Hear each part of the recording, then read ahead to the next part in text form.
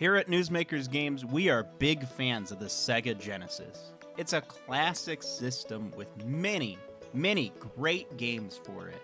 But today, we're going to count down our top 5 favorite Sega Genesis games. Whether or not these are your favorites, they're ours. So let us know down in the comments below what your favorite Sega Genesis games are. Also, yes, I'm saying Genesis, not Mega Drive. Sorry if that's not your preferred term for the system. Number 5, Virtua Racing.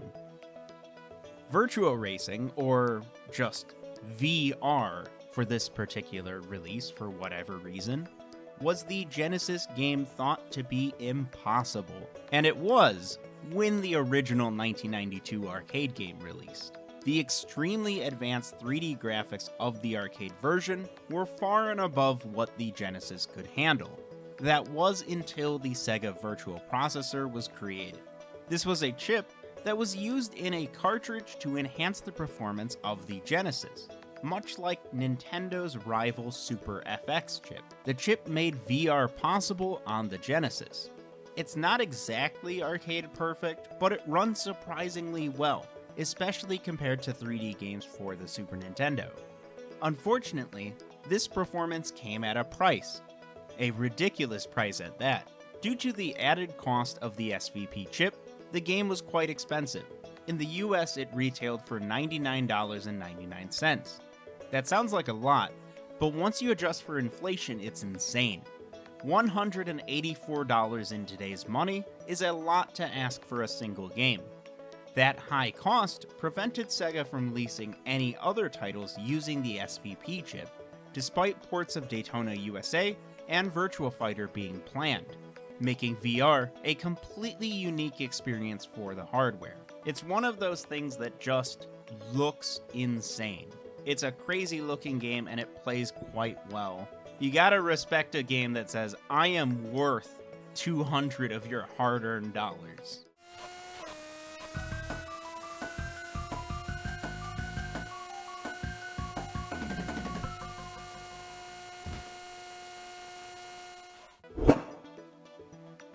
Comix Zone is a game best explained by just looking at it. So let's do that.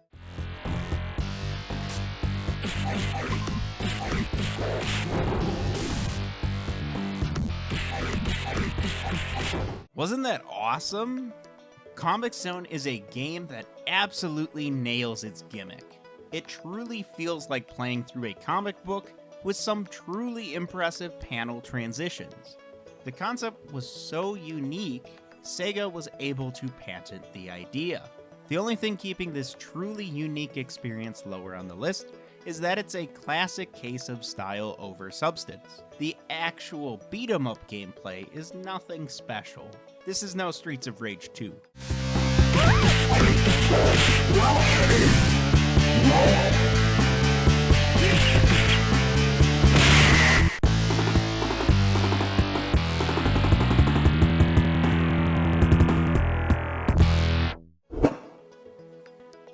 Number 3, Castlevania Bloodlines.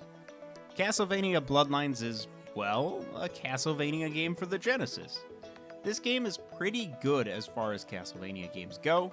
In particular, I really like Bloodlines' soundtrack. With a subtitle like Bloodlines, it's pretty clear the game wasn't squeamish when it came to blood and gore, which wasn't as possible on Nintendo systems. That's not the case for the PAL version of the game, renamed to Castlevania The New Generation, which featured quite heavy censorship. I'd avoid that version, but the NTSC version is a great entry in the series that's certainly worth your time. Also, the game's story is insane. It revolves around evil forces trying to revive Dracula by starting World War I. How cool is that?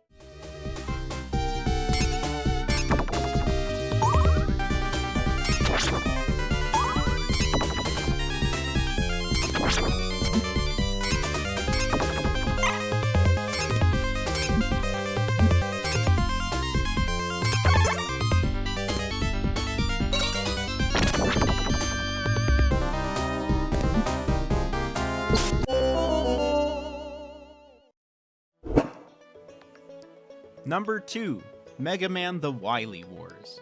Mega Man The Wily Wars is a package of remakes of the first 3 Mega Man titles for the NES, remade for 16-bit hardware in 1994. The overall gameplay of the 3 games is preserved quite nicely, and it's really cool to see how the aesthetics of the game compare to the originals. The big draw here, of course, is Wily's Tower, a new game mode with its own exclusive levels and bosses that lets you mix and match powers and support items from all 3 games, which is super cool. The game was very obscure in North America for the longest time, since, unlike Japan and PAL territories, the game did not receive a physical release. Rather, it was released on the Sega Channel, a service that allowed Time Warner Cable subscribers to download games to their Genesis. Thankfully, the game is much easier to play now thanks to reproduction cartridges and the game's inclusion on the Genesis Mini. It's definitely one you should try out if you've never played it. It's pretty good.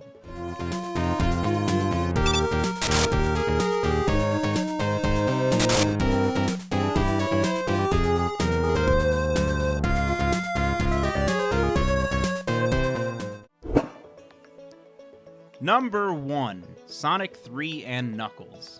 Okay, look, we counted both Sonic 3 and Sonic and Knuckles here as one game, like they were always intended to be. Don't like it? Well, too bad. Besides, Sonic 3 on its own would have still ended up pretty high on this list. So yeah, Sonic 3 and Knuckles is awesome. It's so vibrant and shockingly cinematic at times. It's a fantastic adventure that expands on its predecessors in every possible way. It has amazing level design, the new elemental shields are amazing, and it has one of the best soundtracks on the Genesis.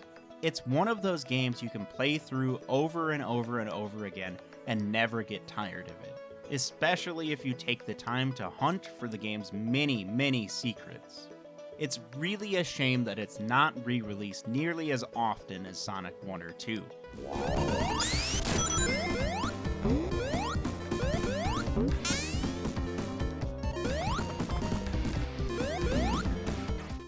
Well, that's our list of our top 5 favorite Sega Genesis games. What are your favorite Genesis games? I'd love to hear in the comments down below. There are so many excellent titles on the system that choosing just 5 is quite hard, but I like the challenge. So let me know what your favorites are. Are you a big Rystar fan? Shout out to Rystar. And I'll see you guys next time.